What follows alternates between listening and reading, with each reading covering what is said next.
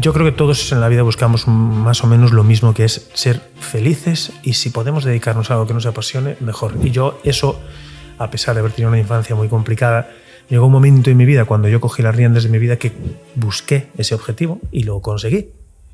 Cuando decido meterme en el mundo del caballo, yo siempre lo cuento como un enfoque, que me enfoqué en algo que no sabía dónde podía llegar, pero no perdí el foco en ningún momento. Entonces, poco a poco y exponencialmente, yo fui felizmente consiguiendo pequeñas o grandes metas dentro de mi trabajo.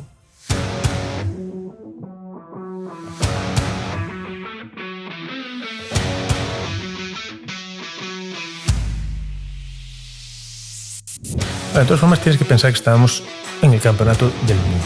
Ya no hay nada más arriba.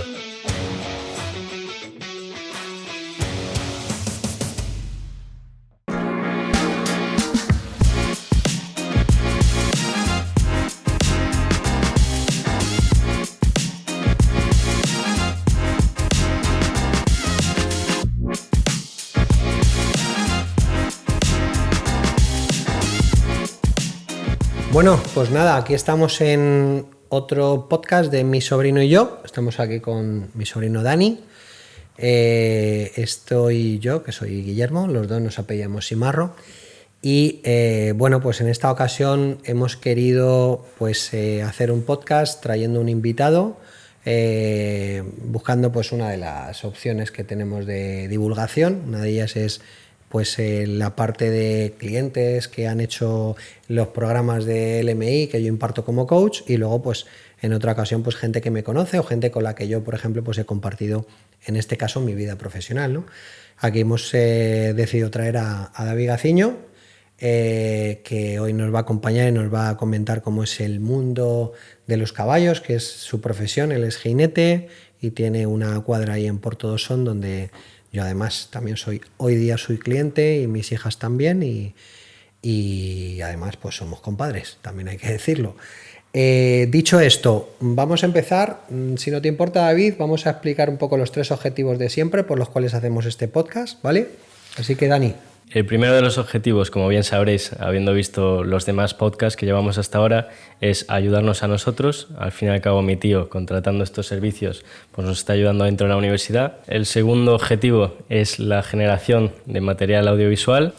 Y el tercero es aumentar la marca personal de mi tío, porque al fin y al cabo, con el contenido que nosotros creamos, le va a servir tanto como para dar a conocer más lo que es LMI Spain, como conocer más en persona a mi tío. Es algo muy personal y que tienes que conocer a quién es el que está detrás, quién te imparte este curso.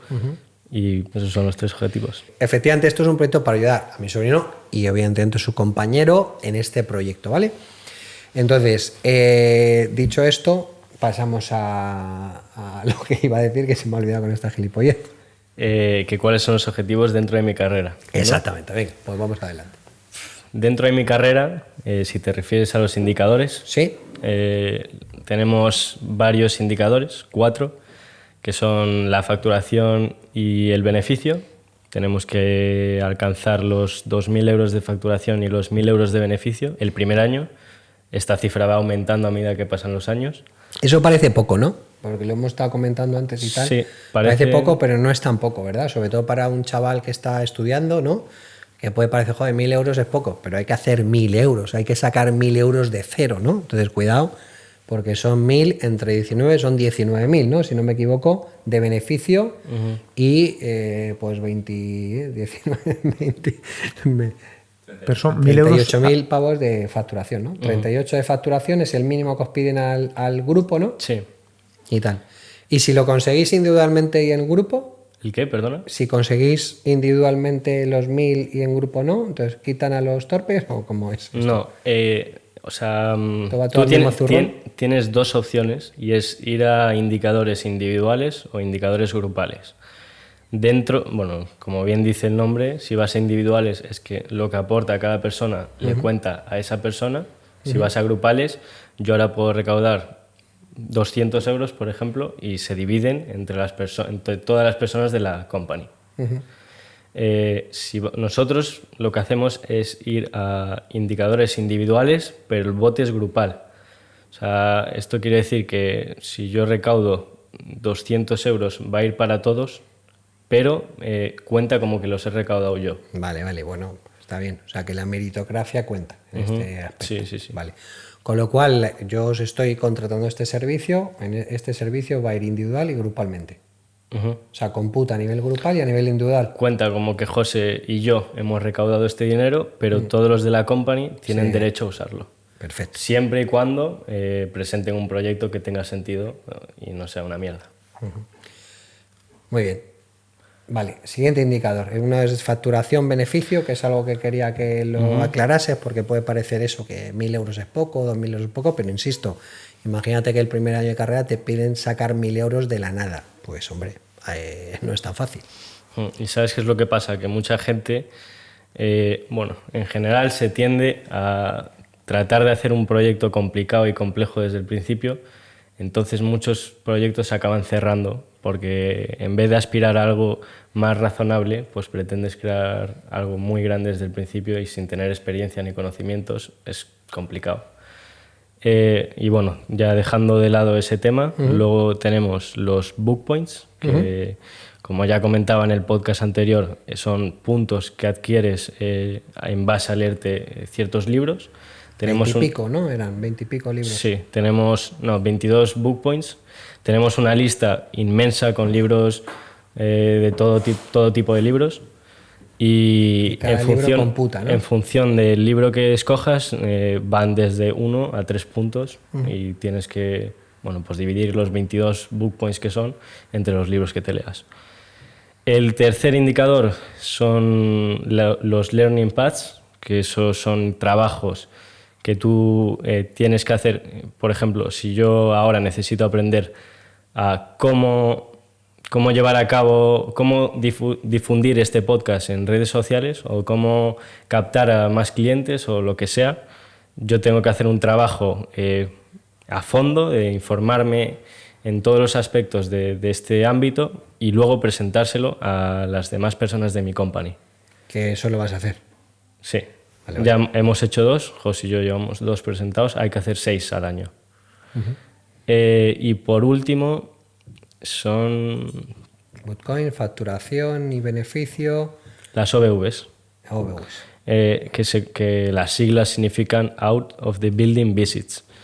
Y esto es lo mismo. Si yo me quiero informar de un negocio que quiero hacer, de una cafetería, por ejemplo, pues voy a 20 cafeterías o voy a 15 o las que sean y hablo con el manager o hablo con el propietario y me informo de cómo se gestiona. Un análisis, ¿no? Para hacer un business plan, por ejemplo. Sí, justo. Como un estudio de mercado de lo que quieres hacer. Perfecto. Y hay que hacer 50 al año. ¿David podría servirte como un OBV de esos o no? Me puedo informar, por ejemplo, del mundo de la hípica. Y podría servirte, o sea, le puedes hacer luego preguntas sobre eso, ¿no? Sí. Vale, bueno, pues esto es una de las partes que puedes aportar, en este caso, tanto a José como a Dani. Bueno, pues perfecto. Eso es un poco...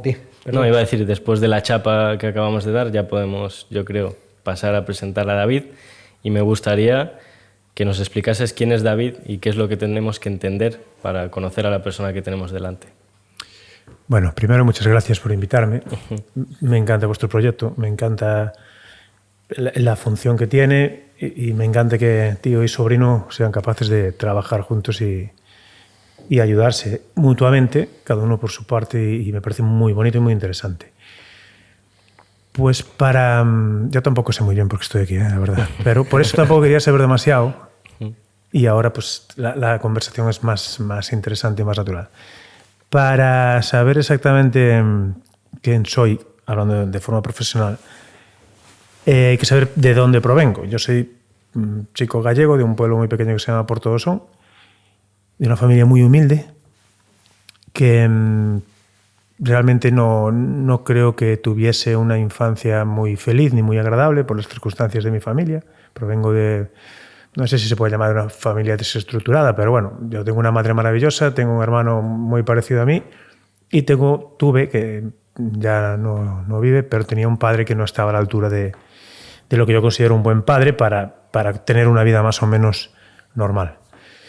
Y encontraba, no sé por qué ni por qué no, cuando era pequeño, mucha atracción y mucha conexión con el mundo de la equitación y de los caballos. Tenía mis momentos de mirar mis películas. Yo cuando era pequeño tenía un sueño, como todos los niños, que yo quería ser un cowboy. Yo cuando veía las películas de vaqueros, y sigo viéndolas, y sigo sintiéndome muy atraído por ese mundo de los caballos, del cowboy, del monte, de la naturaleza, del contacto entre la persona y el animal. De pequeño ya tenía eso, no sé por qué, porque en mi familia realmente no había ningún tipo de contacto con el mundo de la hípica, ni del deporte hípico, ni de los caballos, como en general pasa en la zona en la que yo vivo. No es una cosa habitual. Por eso quizás mi caso es un poco extraño por dónde provengo. Hay personas que a lo mejor provienen de otro mundo, de otras costumbres, que es más normal que se dedicasen a lo que yo conseguí dedicarme. Que yo básicamente creo que soy un niño que cumplió sus sueños, que fue dedicarse de algo que era su pasión. Entonces todo fue muy progresivo,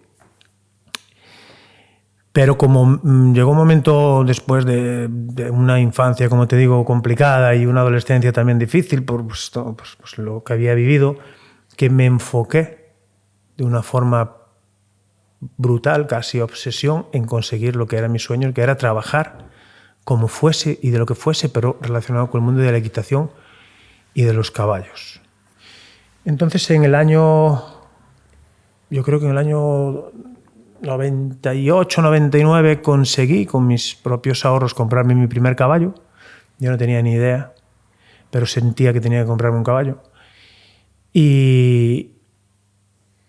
¿Qué fue, Marqués? Sí, Marqués fue el primer caballo que yo me compré, un semental mal domado, él sabía poco, yo sabía menos. Fue un momento donde mucha gente me decía, pues, ¿cómo te metes en esto? Que no tienes ni idea, algún golpe, alguna cicatriz tengo de esa época. Pero lo tenía muy claro y me enfoqué, me formé todo lo que pude, estuve estudiando, me saqué la única titulación que había en ese momento reglada para poder ejercer. Y tan pronto tuve ocasión, monté mi primer negocio. ¿Cómo se llama, David? Porque tú ahora eres profesor, ¿no?, de esa misma titulación. Yo, pocos años después, me convertí en profesor de la misma titulación que yo había estudiado, que es un ciclo formativo de conducción de actividades deportivas en el medio natural, donde la equitación es uno de los módulos. Antiguamente era 1 año, ahora son 2 años. Yo soy profesor de primero y de segundo del ciclo formativo que yo, en aquel momento, la primera promoción de Galicia, estudié. Y ya fundé con un socio, con mi querido primo Alberto, mi primer negocio, que era básicamente era una empresa de turismo activo. Él es un licenciado en educación física que hacía el resto de las actividades, y yo me centré en el tema de los caballos, que era hacer pequeñas clases de equitación y rutas a caballo.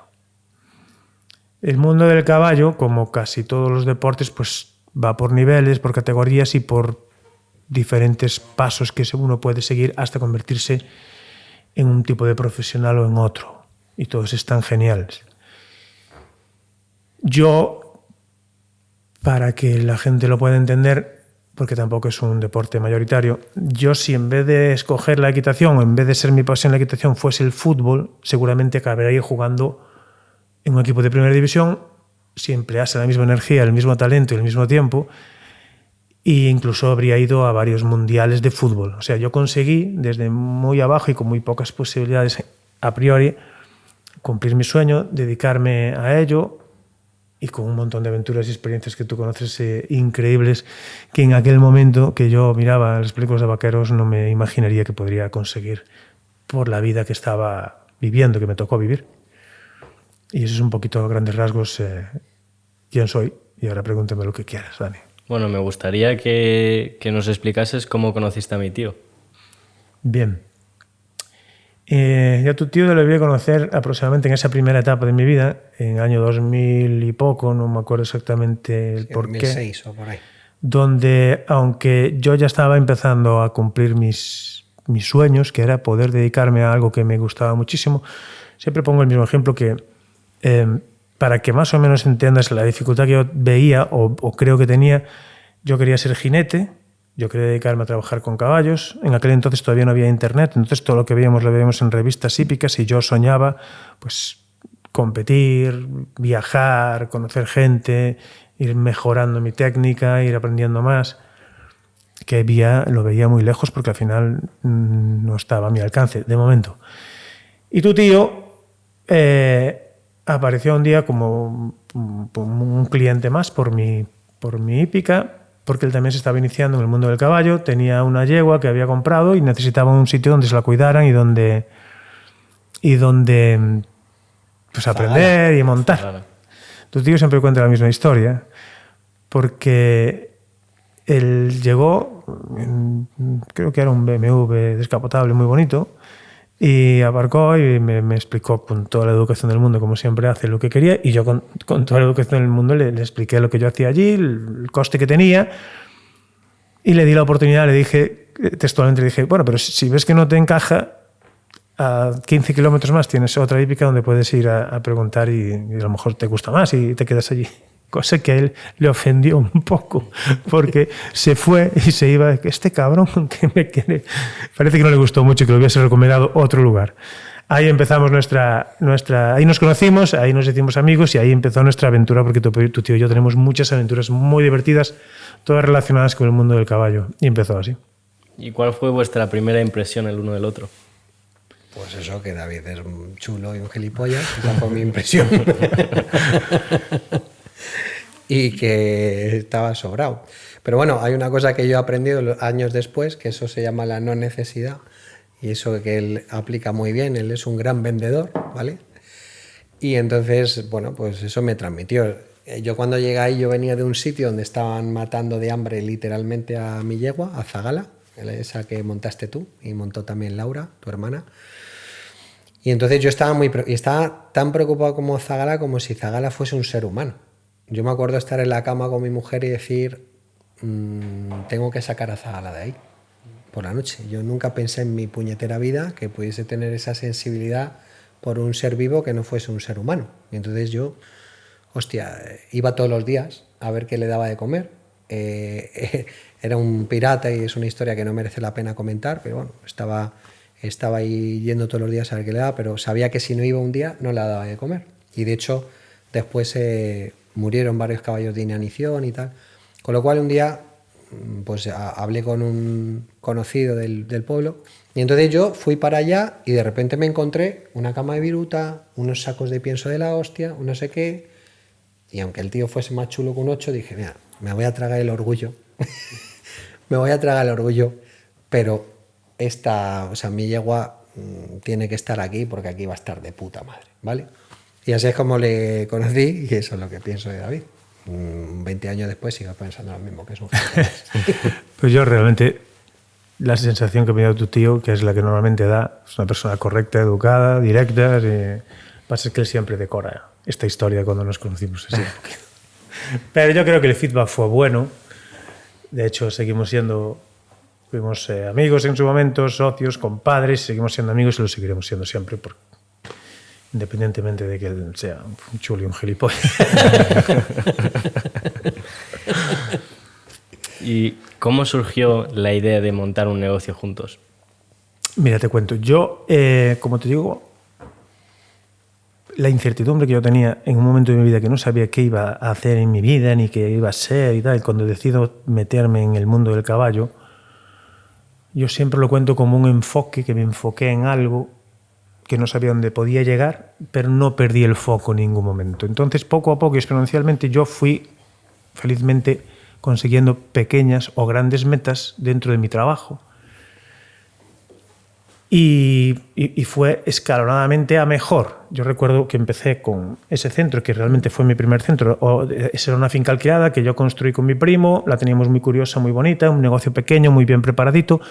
Años después dejé ese centro, ya me separé de mi primo y monté mi propia finca, pues más o menos en la misma línea, pero un poquito más grande y en mejor sitio, donde también vivo, que también era uno de mis sueños, vivir con mis caballos y en el campo. Y entonces creo que como todos los proyectos y todas los proyectos de este tipo, tiene que haber en algún momento, si quieres dar el salto, digamos, a la primera división, si quieres dar el salto a poder tener, en este caso, mejores caballos, mejor dotación, pues tienes que tener o un socio o alguien que te patrocine o que te apoye. Yo como deportista siempre tuve mis patrocinios, cuando empecé ya así a crecer un poquito, pero ya cuando Guillermo me propuso asociarse conmigo para crecer un poco más y hacer las cosas un poco mejor, ya desde un punto de vista más empresarial, desde un punto de vista un poquito aportando más dinero, pues todo cambió a mejor. Él confió en mí, confió en mi talento, siempre confió en mi talento, y él aportó la parte empresarial que él tanto maneja, que es lo que yo no tengo tanta práctica, porque al final yo no dejo de ser un jinete o un entrenador de caballos.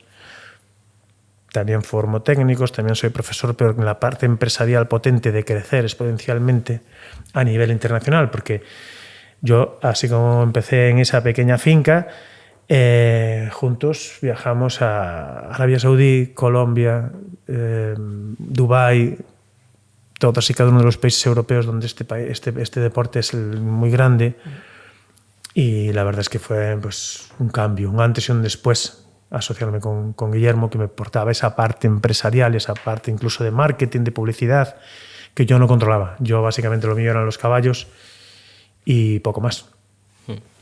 Y de todos estos viajes, sé que mi tío me ha contado alguna que otra historia, pero me gustaría que tú personalmente me dijeses cuál ha sido el momento o la anécdota más surrealista que os haya pasado. Ay, no sé cuál sería la más surrealista, pero lo que sí te aseguro que fueron unos años increíbles, maravillosos, súper divertidos. Y porque yo creo que todos en la vida buscamos más o menos lo mismo, que es ser felices, y si podemos dedicarnos a algo que nos apasione, mejor. Y yo eso, a pesar de haber tenido una infancia muy complicada, llegó un momento en mi vida, cuando yo cogí las riendas de mi vida, que busqué ese objetivo y lo conseguí. A pesar de o aparte de las cosas malas que la vida viene solas, que no todo es un camino de rosas, pero nos pasaron cosas increíbles. Nos pasaron cosas te lo juro que increíbles. Te voy a contar una anécdota que también contamos y nos reímos muchas veces juntos. Hubo en esa etapa de la vida, pues nosotros viajábamos mucho por las carreras. Nosotros teníamos la suerte de que nos ganamos una reputación a nivel internacional en ciertos países, donde gente de otros países venía a este pequeño pueblo, Portodosón, a nuestro pequeño centro, para entrenar y para mejorar su técnica, su rendimiento. Solían ser personas que venían de Dubái, de Colombia, de Australia, de Ecuador. Entonces, lo más práctico para poder competir en Europa era alquilar un caballo en una cuadra europea, en este caso la nuestra, formarse con nosotros y con los técnicos que teníamos trabajando con nosotros, que éramos un grupo de personas maravillosa, con muy buena onda y muy preparados y muy trabajadores y muy disciplinados. Y después también nosotros viajábamos a esos países, o bien para competir nosotros contratados, yo en este caso, o para visitar a nuestros clientes. Bueno, teníamos una vida bastante ajetreada y divertida. Recuerdo especialmente una vez que teníamos una carrera en Portugal. En esa carrera tú no estabas, no sé si estabas tú o no, creo que tú no estabas, pero estaba yo con el resto del equipo. Y estas son carreras de larga distancia, a caballo, hay que decirlo. Son carreras que en ese nivel son de entre 100 y 160 kilómetros. Hay de 100, 120, 160. En ese caso estábamos corriendo una carrera de 120 kilómetros. Era una carrera muy grande, internacional, había equipos de todo el mundo. Son carreras que empiezan por la mañana y acaban muy tarde. Entonces, a lo largo del día suceden muchas cosas que hay que solucionar dentro del equipo. Hay unas paradas estratégicas donde se recupera a los caballos y se les ayuda con agua, si necesita algo tanto el caballo como el jinete. Y nuestro equipo estaba esperando nuestro caballo, y un poquito a unos metros al lado había otro equipo, que era el equipo de Jordania. Yo conocía a la que dirigía a los jinetes, pero a nadie más. Y había un chico allí, muy similar físicamente a mí, en estatura, muy parecido. De hecho, llevaba una gorra como la llevaba yo, se vestía igual que yo, era una cosa así un poco característica. Y su caballo llegó a esa asistencia y le habían caído una herradura. Casualmente era un equipo fuerte, un equipo grande de muchas personas, pero ninguno de los miembros del equipo era capaz de ponerle la herradura. Le faltaba la herramienta o la herradura, no sé exactamente qué pasaba. Y yo, que estaba mirando, me ofrecía ayudarles. A pesar de ser nuestro rival, yo le coloqué la herradura a su caballo. Y ese chico se quedó allí mirando, el chico ese que estaba allí, que yo no sabía quién era. Seguimos la carrera, creo que nosotros acabamos bien y ellos no tan bien, y al finalizar la carrera me llamaron unos miembros de ese equipo para agradecerme que le hubiese puesto la herradura. Bueno, este chico resultó ser el sobrino del rey de Jordania. O sea, su madre era una hermana del rey de Jordania. Jordania es una monarquía... ¿Parlamentaria? No, parlamentaria creo que no. Es una monarquía totalitaria, creo que es. O sea, parlamentaria, sí. No bueno, tiene un parlamento. No sé exactamente. El tema es que estaba tan agradecido que nos invitó a mí y a tu tío a irnos a Jordania a visitar sus cuadras. Ese fue un viaje de película americana. Nos vinieron a buscar, o sea, nosotros llegamos a Jordania y en todo momento nos trataron de un tratamiento diplomático. Bueno, perdona, antes de eso, el tío, primero le dijimos que no podíamos ir. O sea, el tío nos dijo que estábamos invitados a todos los gastos y le llamamos, porque nos íbamos a Colombia. Y nos fuimos a Colombia, donde fuimos a competir, que nos contrató nuestro amigo Justin, ¿no? Y David quedó campeón de Colombia, ¿no? En la carrera que hizo allí. Entonces le dijimos, oye, no podemos ir. Yo le llamé y el tío se quedó como súper extrañado. Claro, supongo que una persona de la realeza le llama a un tío y le dice, oye, por cierto, muchas gracias, pero no podemos ir, ya te llamaré, ¿no? Y le dije, y colgué. Y luego ya, posteriormente, le llamé. Sí, meses después, pasó el tiempo. Meses después, oye, por cierto, tal, que vamos, si quieres. Y digo, ¿cuándo venís? Pues tal fecha, venga, gracias, tal. Y entonces ya me decía, ya está organizado, ya vamos para allá, ¿no? Y así fue. Y bueno, visitamos Jordania de una forma increíble, con nuestra escolta, pasábamos a todos los sitios en los que nos acompañaba un anillo real, palacio, todo, Petra en primera plana, o sea, todo de una forma exageradamente exclusiva y fantástica. Fuimos a ver caballos, curiosamente no vimos ni uno. Sí. Y como esas muchísimas, y sobre todo eso. Fuimos cuando Arabia Saudí se abrió al mundo, más o menos por esa época, organizaron la primera carrera de caballos que se hacía en ese país, abierta al mundo. Pues por causalidad, por la gente que habíamos conocido a lo largo de los años, fuimos 3 españoles, yo fui uno de ellos, y fuimos Guillermo, Carlos, un chico que trabajaba con nosotros, y yo, y también fue un viaje increíble en Arabia Saudí, todo muy diferente de lo que estábamos acostumbrados. Y tú date cuenta que en este deporte uno de los mayores aficionados que hay, los que sostienen gran parte de los grandes eventos del mundo, los que nosotros visitamos en Italia y en Inglaterra varias veces, todo patrocinado y muy bien pagado todo, son los jeques árabes, de Bahrein, de Abu Dhabi, de Dubái, ahora de Arabia Saudí.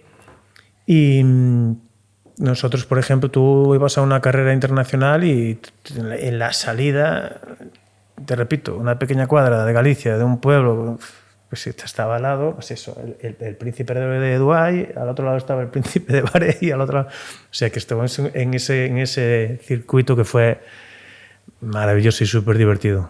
Y después te haya la parte de Sudamérica, que también fue muy interesante, que, pues como dijo Willy, a lo tonto, de repente nos contrata un cliente australiano que teníamos afincado en Colombia.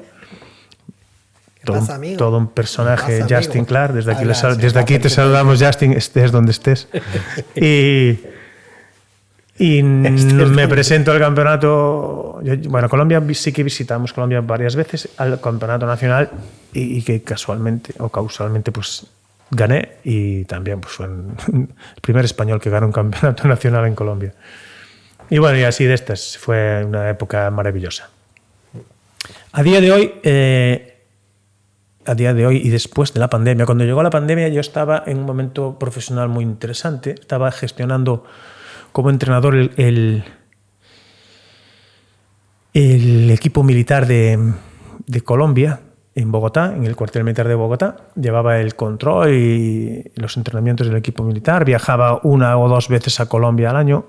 A mí la pandemia me cogió allí, me cogió en marzo, estaba cerrándose todo y yo estaba allí dando uno de mis clinics con un proyecto abierto para varios años. Y ya después de la pandemia volví una vez más y ya poco a poco pues eso, las cosas fueron cambiando, la competición tampoco era tan rentable como cuando empezamos en ese nivel, dejaron de hacerse esos grandes festivales a los que asistíamos. Bueno, también vetaron a Emiratos, ¿no? Hubo una sanción grande, bueno, las cosas cambiaron y ahora mismo el tema de la alta competición, también un poco por desgaste y en general por un poco de todo, lo tengo un poco más apartado. El año pasado tuve alguna carrera grande con un jinete ecuatoriano que también quería competir en el Campeonato del Mundo.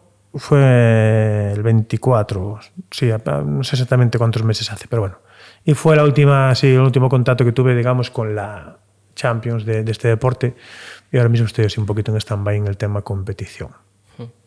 ¿Y quién de los dos era el más prudente y quién el que se lanzaba sin pensar? Eso que te lo conteste él. No, bueno, hay una frase que dice David mucho que es: más vale pedir perdón que permiso. Entonces yo creo que eso lo contesta todo. O sea, entonces más vale pedir perdón que permiso. Yo creo que hay una cosa, al final pues es un binomio, ¿no? Igual que el caballo y una persona, cuando montas una empresa, pues al final es un binomio que te tienes que complementar. ¿Quién más, quién menos? Pues yo diría que él, pero no por nada especial ni por menospreciarme, sino que yo creo que él que esa frase le define: más vale pedir perdón que permiso. Me acuerdo cuando íbamos a limpiar, que no sé si lo sigues haciendo, las mantas de los caballos a ¿cómo se llama? Las máquinas estas, ¿cómo se llama? A las tintorerías. A las tintorerías, que está prohibido, ¿no? Entonces mandábamos a los chicos que trabajaban con nosotros y decían: pero joder, eso está prohibido, David. Entonces decía: más vale pedir perdón que permiso. Entonces, coño, porque lavar la manta de un caballo es un coñazo. Bueno, para todo el público ahora ya existen lavanderías para animales y ya no hace falta hacer eso. ¿Ah, sí? Sí. De todas formas, a tu pregunta, sí. Yo creo que nos complementamos muy bien y nos respetamos mucho y 50-50, yo creo. Sí. Y como él bien dice, yo creo que el éxito al final de las pequeñas personas que quieren emprender un negocio y mirar hacia arriba es que hay que moverse, hay que salir, no le hay que decir que no a nada.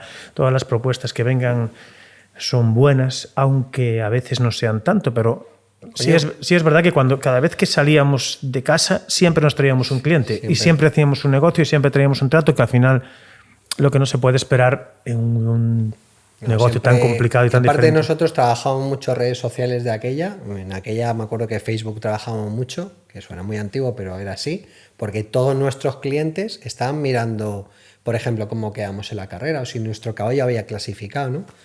Por cierto, es otra cosa que hay que decir, que en el mundo del enduro, ¿no?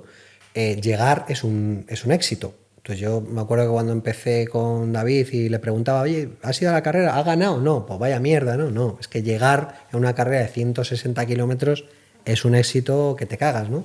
Y aparte, pues conseguíamos otros, vamos a ver, puntos de valor, que era clasificar a caballos para que estos clientes que venían a Europa pudiesen competir con ellos, porque si no, no podían competir, ¿no? Para hacer el símil, en todos los deportes siempre hay los que ganan siempre o casi siempre. Estamos hablando de que competimos con cuadras muy potentes a nivel internacional.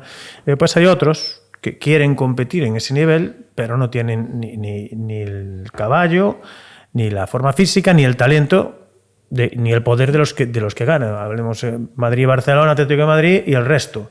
Y mantenerse en ese nivel es lo que muchas cuadras buscan, poder seguir compitiendo en ese nivel. Y en un campeonato del mundo salen 180 caballos, pero gana uno y quedan 180 que con finalizar y estar ahí, pues nosotros estábamos ahí, éramos una cuadra humilde que competíamos con los grandes y lo queríamos hacer lo mejor posible. Y a lo mejor el éxito de nuestro trabajo era ese, que había un montón de clientes que se podían permitir ese lujo de pagarnos y de competir en ese nivel, porque son gente semiprofesionales o aficionados, pero que tienen dinerillo y lo emplean ahí, tanto para sus hijos o como para ellos, y participar, disfrutar del deporte y hacerlo lo mejor posible. Y eso era nuestro target de clientes y esos éramos nosotros. Nosotros no éramos el Real Madrid ni el Barcelona, ni éramos el Jeque Árabe, éramos una pequeña cuadra española que nos movíamos por todo el mundo y lo hacíamos lo mejor que podíamos. Que aportábamos otra cosa. Eso pues es. Divertimento, calidez, tal. La gente nos buscaba por eso y Eso pues sabía que se lo iban a pasar bien con nosotros, que eso no iba a fallar. y que teníamos un equipo muy sano, teníamos a Carmen, teníamos a Nancy, teníamos a Carlos, teníamos a María, teníamos un equipo muy sano, ¿no? Y entonces eso también, oye, pues no, joven, jinetes, amazonas, todos que eran grandes profesionales y que eran todos pasionales, ¿vale?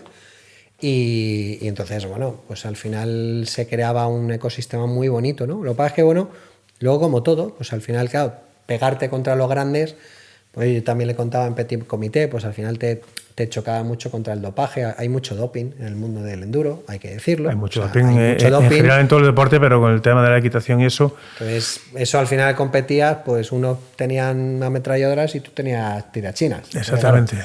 Pues claro, pues nosotros lo hacíamos todo perfecto, tal no sé qué era, pero llega así, sí, como te decía yo, en alguna carrera, por no decir el lugar para no liarla, digo, pero ves que le están inyectando alcohol en las patas del caballo, pues entonces, hombre, y si además no les pasan los controles antidoping porque son los que patrocinan la carrera, claro, pues entonces nosotros nos fuimos, vamos a decir, desmotivando en este mundo. Pero al final, para nosotros, aunque, pues oye, yo soy empresario, no soy gilipollas, y por mucho que me gusten los caballos, pues tampoco me gusta perder dinero. Entonces, hombre, pues yo lo hacía para, digamos, con el objetivo de poder crecer y poder ser un sustento, que a lo mejor no fuese mi sustento principal, pero sí por lo menos que la cuenta de resultados fuese positiva. Entonces, oye, llevar un caballo a Dubái, o llevar un caballo a Francia, o llevar un caballo a tal, o dos caballos, como el caso, y que no lleguen a meta, y que luego estés viendo que haya otro tipo de injusticias, pues al final no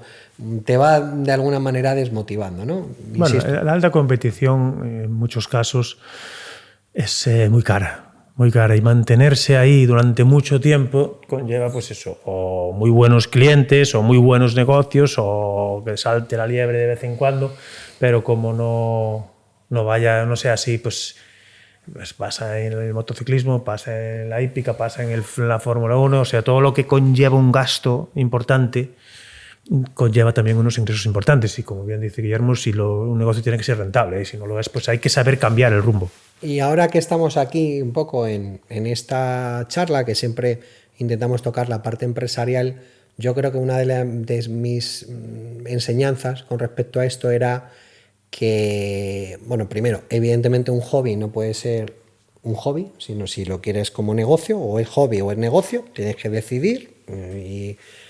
Y dos, yo sí lo tenía pensado como negocio, aunque me encantaban los caballos y demás, pero sobre todo no tiene que ser dependiente de resultados. O sea, si un negocio depende de resultados, yo me acuerdo que hablaba con un amigo mío y me decía, me hablaba de una situación que había pasado un equipo de fútbol, ¿no? Que decía, oye, hay un equipo de fútbol que pasa de segunda división a primera, ¿no? Y entonces cuando pasa a primera división le da una serie de ingresos extraordinarios por televisión, patrocinios, etc. Cuando ese equipo baja, el equipo quiebra, ¿no? Entonces me contaba la anécdota de que había un equipo que decía de segunda pasaba a primera y renunciaba. Y entonces cuando hablaba con el CEO del equipo decía, es que nosotros no nos podemos permitir estar en primera porque tenemos que fichar a mejores jugadores, tal. Entonces nos conformamos con estar en segunda, estamos muy contentos con esto, el equipo va bien, tal, no sé qué, pero este salto no queremos darlo, ¿vale? No quiere decir que no quieres intentarlo. Y yo de lo que me quedo de todo esto, David, es que lo intentamos. Vaya. Lo intentamos, lo hicimos, lo conseguimos, y luego llegó, yo creo que un poco, a mí la espinita, entre comillas, no la espinita, sino la bombilla, fue el Mundial de Italia. Pero yo diría que lo que nos mató fue eso, y evidentemente no me arrepiento de nada. O sea, nos lo pasamos genial, lo intentamos, y luego que nos dimos cuenta, pues, ¿no? que la herradura, ¿no? Parece ser que fue eso, o eso es lo que tú piensas. Al final, es que en el deporte, lo que tú estás contando y lo que nosotros sentimos aquel día, que fue muy duro, pues es lo que siente el que pierde cada fin de semana un partido de fútbol en el último minuto de penalti. O sea, el deporte es maravilloso, a veces es injusto, pero el que pierde, cuando no te va mal, estás hundido en la miseria, cuando te va bien o muy bien o medianamente bien, estás... Y entonces las hostias son tremendas y sobre todo son muy caras. Aunque en ese caso íbamos trabajando y contratados y eso, el desgaste, el año entero, las clasificaciones, habíamos ido a Inglaterra, habíamos ido también aquí en España con Manuela, o sea, es todo un desgaste que... que bueno, que es así. La insatisfacción del cliente, porque eso también es un punto de dolor grande, ¿no? Porque tú al cliente, ¿qué le dices? O sea, al cliente habían venido los abuelos, en la televisión de Ecuador, o sea, todos pendientes. O sea, nosotros pensábamos, y creo que con un criterio bastante objetivo, quedar mitad, ¿no?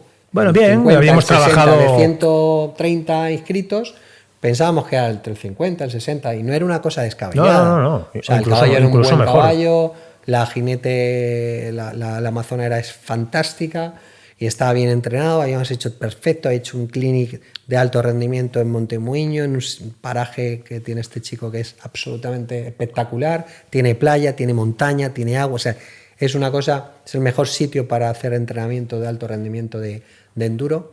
Y Bueno, de todas formas tienes que pensar que estábamos en el campeonato del mundo. Ya no hay nada más arriba. O sea, aquí todos somos muy buenos jugando en el patio del recreo, pero cada vez que vas enfrentándote a categorías y niveles, y es que ya no se podía estar más arriba.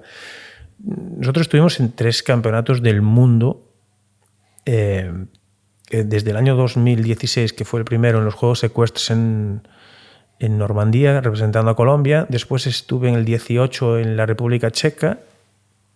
Perdón, en 16 Ecuador, con Karina Neumann, después con Mauricio Gaitán en la República Checa y después el último mundial. Esto fueron de 2 en 2 años. Son muchos años arriba. Son 3 mundiales, que una cuadra como la nuestra durante 3 mundiales consecutivos es participar ahí. Eso es un cansancio, un trabajo, una intensidad, que no es fácil mantener en el tiempo. Y pues cuántos, pues por el símil del fútbol, ¿cuántos equipos de fútbol llevan toda la vida en primera? Y el Deportivo de La Coruña estuvo ahí. ¿Cuántas selecciones llegan a 3 mundiales, no? Sí, claro. Consecutivos. Y con presupuesto limitado y compitiendo y peleándote con... O sea, yo creo que fue, ya te digo, algo muy difícil de conseguir. Creo que muy poca gente, muy pocas cuadras en España lo pueden decir y nosotros lo hicimos. O sea, fue maravilloso. Pues hablando un poco de la parte empresarial, mucha gente comparte la opinión de que emprender con familia y con amigos es algo complicado. Estoy seguro de que vivisteis algún momento en el que los dos os queríais matar y me gustaría que compartieseis ese momento con nosotros. Yo tengo que pensarlo, pero lógicamente siempre hay momentos... ¿Sabes lo que pasa? Mira, el otro día leí algo que tu socio tiene que ser alguien que la puerta de la caja fuerte se quede abierta y esté seguro que no va a faltar un euro. Yo solamente tuve 2 socios, le decía a mi pareja, yo tuve 2 socios en mi vida. Uno, el primero, mi primo Alberto, como te dije, y otro fue Guillermo. Y a cualquiera de los 2 le dejaría lo más preciado que yo tendría, que sé que no se le iban a quedar. Y uno era mi primo y otro es mi amigo y ahora es mi compadre, que también es familia. Yo no creo que sea cuestión ni de amigos ni de familia. Yo creo que es cuestión de respetarse, de hacer las cosas bien. Y te puedes salir, pues, puedes tener un día una discusión, pero si no faltas al respeto, si no cometes errores que no tengan remedio, al final lo que estáis haciendo tu tío y tú, que es tu tío y tú su sobrino, me parece lo mejor, o sea, me parece precioso. Y la familia es lo primero, es lo más grande que tenemos y hay que cuidarlo, hay que respetarlo, independientemente que puedas tener algún día una discusión o echar una temporadita sin hablarte, pero creo que es algo demasiado importante para no dejar de hacer cosas con tu tío o tu tío con tu sobrino o con un amigo, porque al final si no haces las cosas con tu familia y con tus amigos, ¿con quién las haces? ¿Con un desconocido? Momentos duros. Yo recuerdo más momentos súper mega divertidos que echo de menos porque lo pasábamos genial. Es que no sabía ningún momento que tuviésemos así de perder los papeles, que va, no creo. No, o sea, a ver, evidentemente hay fricción, o sea, pero bueno, me hace recordar un poco cuando yo dejé la empresa familiar de tu papá y mi hermano, ¿no? De mis hermanos. Pues al final, oye, cuéntame una anécdota que discutierais, pero es que ese no fue el motivo. El motivo por el que yo dejé la empresa familiar fue porque para mí el proyecto había concluido. Pues es el mismo motivo por el que yo dejé CHM, porque el proyecto había concluido. Pero es que además soy tan asquerosamente afortunado que lo dejé en enero de 2020. O sea, un mes antes de la pandemia. O sea, que no lo pude dejar mejor. Lo dejamos organizado, lo dejamos hecho y ya está. Y siempre hay tiranteces, ¿por qué no? Y siempre hay Hombre, es agradable, no es cómodo separarte o que se acabe tú, una época, una fase. Claro, es que el que dice, no, es que una pareja que se deja, no, y se llevan de puta madre al día siguiente. Pues no, hombre, al día siguiente no. Tiene que haber un espacio de tiempo. Hemos estado un espacio de tiempo sin hablarlos, oye, y luego, pues hace como 6, 8 meses nos volvimos a reencontrar. Curiosamente, gracias a las niñas, gracias a mis hijas y tal, pues nos volvimos a reencontrar y tal. Tampoco es que estuviese vetado nuestra relación, pero también yo creo que hay que darle tiempo a las cosas, hay que dejar, pues eso, que la tierra entre el barbecho de nuevo y volver a ir para adelante. Pero en retrospectiva, pues es eso, en fin, hay proyectos que se acaban. Yo he contado algunas cosas en los que a mí particularmente me frustraban, y mi regla, mi idea es, bueno, pues un tema deportivo. Yo hay una cosa que hago, y a propósito que hacemos este post, es que yo creo que la vida está para intentarlo con toda la de la ley. Yo creo que no tenemos nada de lo que arrepentirnos. Hemos estado en lo más grande, como dice David, con una cuadra, con un presupuesto ridículo, ¿vale? Y hemos competido contra Ferrari, ¿sabes? Siendo un equipo, coño, con un alicate y una alcayata, ¿sabes? O sea, entonces, hombre, pues eso hemos sacado petróleo. El caballo que fue al Mundial, lo compramos y estaba cojo de las 3 patas, cuando hicimos la inversión. Cojo de las 3 patas, ¿vale? Evidentemente luego ese caballo se rehizo, lo cuidó. David es un amante de los caballos, y al final ese caballo, pues le dijimos, mira, en el peor de los casos lo compramos, pero bueno. No, pues pero recuerda que el caballo lo habíamos comprado porque unos clientes de Suecia nos lo habían... Oye, por favor, voy a mirarlo, lo quiero comprar, no sé qué. No recordaba eso. Lo miramos, el caballo estaba en unas condiciones deplorables, sí. No estaba para ofrecérselo a estos clientes, nos lo quedamos nosotros, lo recuperamos, porque era un gran caballo que en su momento... Había sido un caballo excelente, que había ganado contigo, en tu cuadra, con Carmen, creo que había ganado una carrera. Porque es que esto al final... Tú cuando vas en todos los deportes tienes que tener, si eres motociclista, la moto más rápida, y si eres jinete, el caballo más rápido. ¿Qué pasa? Que la moto más rápida es la más cara y el caballo más rápido es el más caro, y tienes que adaptarte al presupuesto que tienes, con el ojo que tengas, para conseguir dentro de lo que tienes lo mejor. Y por eso era tan complicado, ¿no? Lo que nosotros hicimos es muy complicado, muy complicado. Uh-huh. Y claro, ¿qué pasa? Lo mío es muy pasional, porque es el sueño de mi vida. Vivir donde vivo, como vivo, dedicarme a lo que me dedico. En el caso de Guillermo, que es un gran empresario, pues que sin él sería imposible muchas de las cosas que conseguí, porque al final lo que él aportó en la parte empresarial, en la parte económica, yo no podría hacerlo nunca sin su ayuda. Pero claro, al final 2 más 2 son 4, y si las cosas no dan lo que tienen que dar, pues hay que cambiar de tercio y ya está. Yo sigo dedicándome por completo al tema del caballo, un poquito menos en la competición, mucho en la formación. Soy profesor también, como te dije.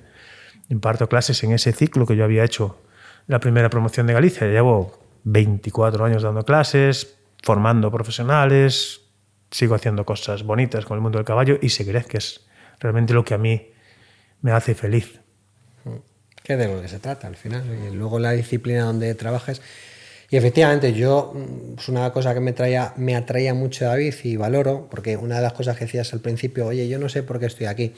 Yo intento traer todo el mundo que tenga que ver conmigo y que me haya hecho de mí, pues me haya construido, vamos a decir, como persona, porque al final la gente me contrata porque le gusta escucharme y de lo que yo hablo, de lo que yo voy absorbiendo, ¿no? Entonces, yo con David veía, coño, eso es lo que quiero yo. A lo mejor no lo quiero en el mundo del caballo, aunque me apasione y tenga un caballo y esté volviendo a montar y demás, pero ya lo tiene todo. Entonces, da igual que esté en el campeonato del mundo, que no esté. El caso es que hoy día tiene caballos, monta otro fin de semana, amanece, se toma un café y tiene a 4 caballos delante de la puerta de su casa. Eso es una absoluta maravilla. Da clases de equitación. ¿Qué más se le puede pedir a una persona? Y con toda la experiencia que dices que has adquirido a lo largo de los años, si tuvieses que montar, bueno, dices que quieres montar un negocio seguramente en el futuro, ¿harías algo diferente de lo que has hecho hasta ahora? ¿Con respecto a los caballos? Sí. ¿Qué cambiarías? Primero que no montaría un negocio de caballos. Vale. O sea, por la misma razón por la que yo he tenido 3 restaurantes y no montaría un restaurante. Uh-huh. Porque yo creo que si montas un restaurante el mundo de la restauración es un mundo de autoempleo. Entonces, si montas un restaurante es porque te gusta cocinar, o porque no te importa tal, o porque te gusta ser camarero, como tantos otros hosteleros que yo he conocido, pero si no vas a trabajar ahí, es difícil. Yo he tenido restaurantes que eran rentables, pero que al final dejé de invertir porque no tenía sentido, era cambiar dinero, pero no estaba ahí. Entonces, el tema de la equitación, yo antes lo decía, yo me fijé mucho en David porque David tenía lo que yo quería. ¿Qué lo quería? Hacer algo que me gustase. ¿Yo qué hago hoy? Lo que me gusta. Me gusta ser coach, enseñar lo que yo sé, trabajar con empresarios, ayudarles. Eso es lo que me gusta. Pero yo en aquel entonces lo que buscaba era lo que él tenía.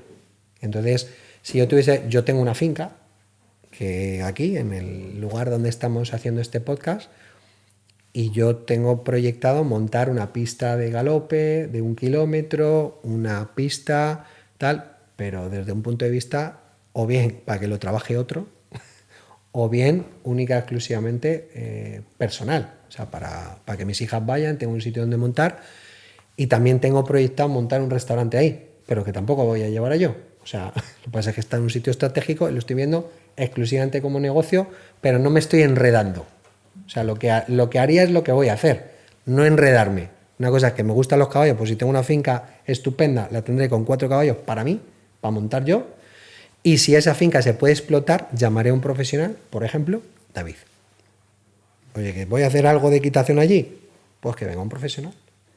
Y no enredarme ni tal, ni buscar historias y tal. Igual que ese restaurante que montaré allí, porque es un sitio estratégico y precioso, pues buscaré un profesional para que lo gestione y me dejaré de hostias. Y lo que haré será alquilarle el terreno o la maquinaria o lo que sea. Y no enredarme, que es un poco lo que a veces, pues con ese afán de hacer una cosa y meterte, yo creo que las equivocaciones que he tomado en mi vida empresarialmente, cuando me he equivocado es cuando estaba confundido con respecto a lo que yo quería. Yo estaba intentando ser lo que otro es y entonces ahí me equivocaba, ¿no? Yo no sé ni hacer un huevo frito, pues qué cojones hago teniendo 3 restaurantes. Yo he tenido 3 restaurantes, ¿no? Pero bueno, sé de negocios. Entonces, como sé de negocios, pues me tengo que dedicar a gestionar negocios desde un rol distinto a ejecutivo en estas 2 áreas, ¿no? Pues David, para concluir un poco con este podcast, me gustaría que dieses cuál crees que es el mejor consejo para alguien que quiere empezar o le gusta este mundillo. Bueno, el otro día vinieron unas chicas majísimas a montar a caballo. Una estaba de cumpleaños, sabían montar a caballo, hicimos una ruta por la playa fantástica. Y ella decía que su sueño era tener una casa en el campo, levantarse y ver a su caballo cada mañana. Y yo le dije, oye, pues ese era el mismo que yo tenía. Entonces cumplía 25 años la chica. Y yo, no pierdas mucho más tiempo y ponte a ello.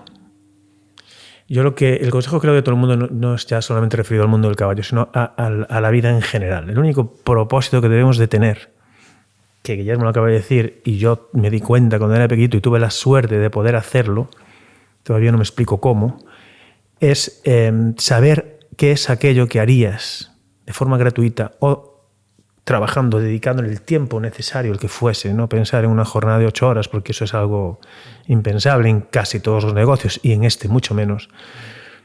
Es que de alguna forma identificar qué es eso que harías, a lo que te gustaría dedicarte el resto de tu vida, porque si lo consigues detectar y lo haces como te gusta tanto y le vas a dedicar tanto tiempo y tanto foco como hice yo, lo vas a hacer bien. Por lo menos para vivir de ello. Y si lo haces muy bien, pues destacarás. Y si lo haces excelente, pues serás un gran profesional. Pero lo importante es detectar qué es esa cosa. En este caso, el tema coach, Guillermo, yo, el tema de los caballos, vosotros, el que sea, y las personas que escuchen esto, pues eso. Y no echar para atrás, pero ni para coger carrerilla. Porque te repito, que yo me dedicase a lo que me dedico, creo que es igual de difícil que si escogiese ser astronauta. En el pueblo donde vivía, en mis circunstancias vitales y lo que yo sabía y tenía, era prácticamente imposible. Y la única forma es dedicándole tiempo, trabajo y constancia y perseverancia y no parar. Y llega una edad, que ya la que tengo yo, que voy a cumplir 49 años, que si hiciste las cosas bien, más o menos tienes tu vida laboral orientada y puedes ya pues disfrutar de tu trabajo, con las ambiciones que tengas, que yo también siempre estoy pensando en proyectos nuevos, no me quedo dormido, pero el secreto de la felicidad es dedicarte la mayor parte del tiempo de tu vida a trabajar de algo que te encanta y que lo disfrutas. Es el único consejo que te puedo dar a ti y a José Luis. José Luis.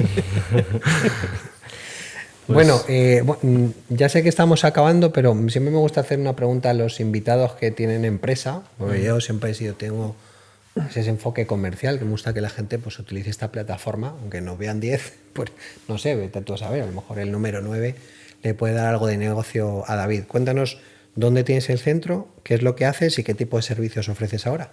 Bien, ya nombré Porto do Son, es el pueblo aquí en Galicia, el pueblo en donde vivo. Os aseguro que es increíblemente bonito, es un paraje, unas playas, unos montes, una gastronomía, como casi toda Galicia. Y yo tengo mi centro hípico en una pequeña aldea muy cerca del pueblo que se llama Montemuiño, que como ya fue mi segundo centro, intenté hacerlo de la forma más agradable, bonita y escogiendo el sitio y que tenga todo un sentido. Entonces es una finca muy bonita que nos accede al monte directamente y tenemos la posibilidad también de bajar hacia la playa. A lo largo de estos años fui modificando todos mi trabajo, pues eso, desde la formación de técnicos hasta las rutas a caballo, hasta las clases de iniciación, perfeccionamiento, alto rendimiento, competición. Ahora mismo sigo dando clases a mis técnicos deportivos, que son maravillosos, y estoy muy centrado en niños, como Sabela, como Catalina, con niños que les gusta mucho la equitación, que disfrutan mucho y se comprometen, lo cual a mí me satisface mucho. Me gusta más eso que el típico paseo de personas que vienen para sacarse una foto. Eso yo intento evitarlo, porque me gusta hacer grande algo que a mí me encanta, que es el mundo del caballo y la equitación, y solamente me centro mucho en personas que les ilusiona y les gusta mucho. Entonces ahí destino toda mi energía y mi tiempo. Y es lo que más o menos estoy encontrando, una escuela de personas muy ilusionadas y muy comprometidas. Este grupo de chicas que te contaba ya son chicas que también les encanta el mundo del caballo, tienen sus propios caballos en otras hípicas y de vez en cuando vienen a este paraje tan maravilloso y hacemos pues eso. También hago viajes de varios días, Camino de Santiago, también está muy solicitado, por el Barbanza, hay unas zonas maravillosas. Y yo estoy disfrutando mucho del caballo sin tanto estrés y tanta presión como el deporte que hacía antes. Perfecto. Pues creo que es importante que lo cuente, creo que tenéis que ir a verlo, o sea, realmente vive en un paraíso al que le guste el caballo. Por favor, todos los que os vais a hacer fotos o tenéis una despedida soltero, no vayáis, que David os saca hostias, o sea, este no hace prisioneros. Así que nada, encantado de tenerte, David, muchísimas gracias, nos seguiremos viendo todos estos días porque vivimos muy cerquita, seguiremos viéndonos el fin de semana montando a caballo. Y Dani, acaba tú. Nada, yo te quiero dar las gracias por haber compartido todo esto con nosotros, anécdotas de mi tío que incluso yo no sabía. Y nada, darte las gracias, esperamos verte con nosotros pronto y gracias por todo. Muchísimas gracias a vosotros y muchísima suerte. Un proyecto maravilloso que seguro que va a ser un éxito, de verdad. Gracias, chicos. Muy bien, hasta luego. Hasta luego.